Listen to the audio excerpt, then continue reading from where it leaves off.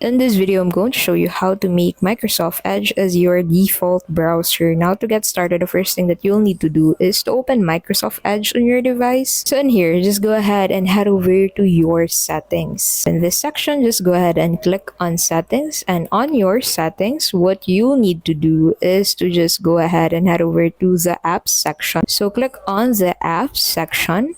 And in here, just go ahead and head over to the default apps section to be able to find and set your default apps for different purposes. So just go ahead and click on the default apps. Now go ahead and scroll down in this section. And at the bottom of this area, you'll be able to find this web browser section. So just go ahead and click on that, Google Chrome, and set this to Microsoft Edge. And that's how you can simply set Microsoft Edge as your default browser for your laptop or computer. Thank you so much for watching, and we'll see you in the next video.